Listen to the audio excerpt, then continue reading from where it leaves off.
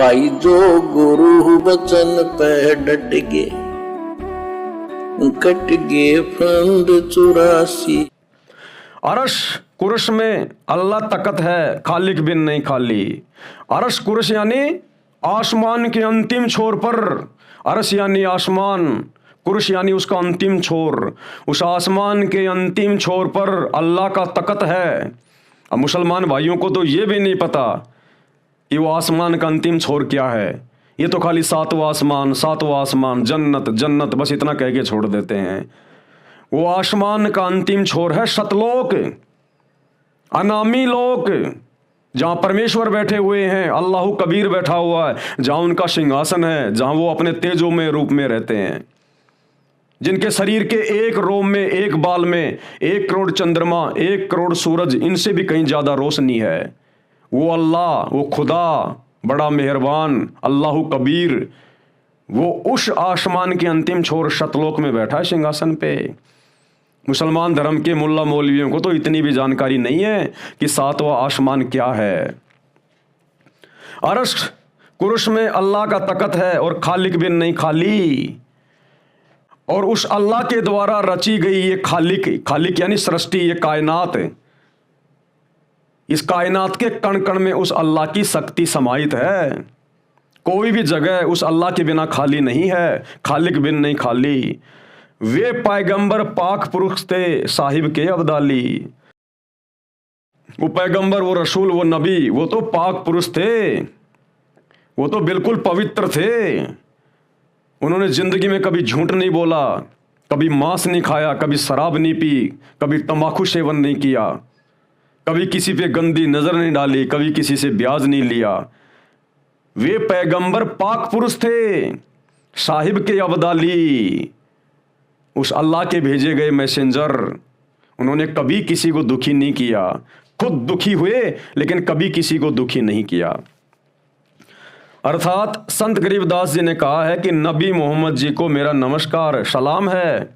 वे राम अर्थात अल्लाह के रसूल यानी संदेशवाहक कहलाए। बाबा आदम से लेकर अंतिम नबी हजरत मोहम्मद जी तक 1,80,000 नबी हुए हैं, तथा जो उनके अनुयायी उस समय थे, कसम है उन्होंने छुरी चलाकर जीव हिंसा नहीं की। अरस यानी आसमान के, कुरश यानी अंतिम छोर पर ऊपर अल्लाह यानी परमेश्वर का तकत यानी सिंहासन है, वह वहां पर विराजमान है। वो अल्लाह सतलोक में विराजमान है, सतलोक के सिंहासन पर, वो है सातवां आसमान।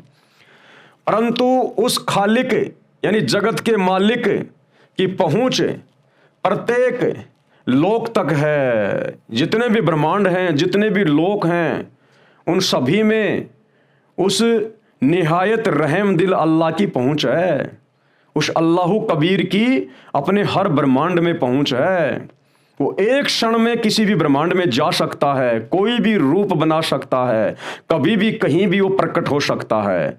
जिस प्रकार हमारा हाथ हमारे शरीर के किसी भी हिस्से पर खुजली होती है, ये तुरंत पहुंच जाता है। इसी प्रकार उस परमेश्वर, उस अल्लाह की पहुंच, ओरिजिनल अल्लाह की पहुंच, अल्लाह कबीर की पहुंच, उसके द्वारा रची गई पूरी सृष्टि पर है।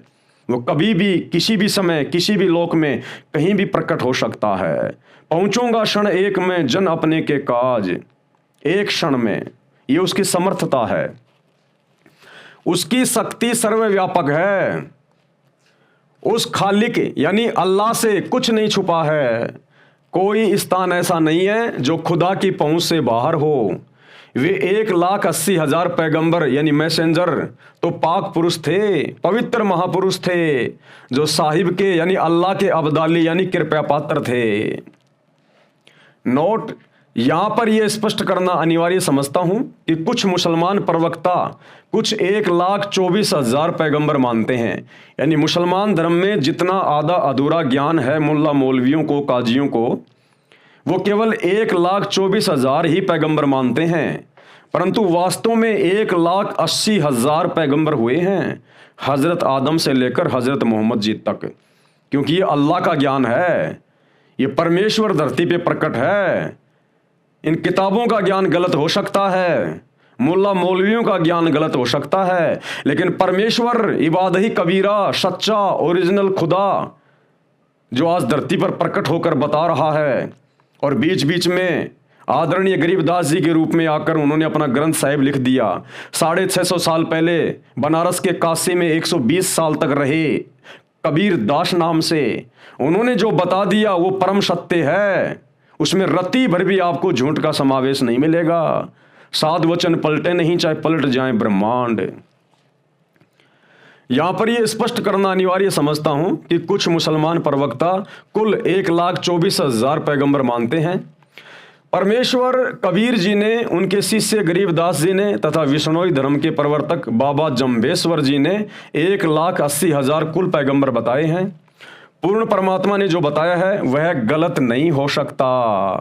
फिर भी हमने ये जानना है कि जीव हिंसा, मांस भक्षण महापाप बताया है, जो उन 1,80,000 या 1,24,000 ने भी वह पाप नहीं किया, और हमें भी नहीं करना चाहिए। जिन पैगंबरों का हम रेफरेंस देते हैं बात बात पे, उन पैगंबरों ने कभी मांस को छुआ नहीं, और आज हम हरी सब्जियों की तरह मांस खा रहे हैं। तो हमसे बड़ा पापी, हमसे बड़ा निर्दयी, हमसे बड़ा राक्षस भला और कौन हो सकता है जो मांस को खा रहा है। भाई जो गुरु बचन पे डट गे, कट गे फंद 84 के, कट गे फंद 84 के, कट गे फंद 84 के।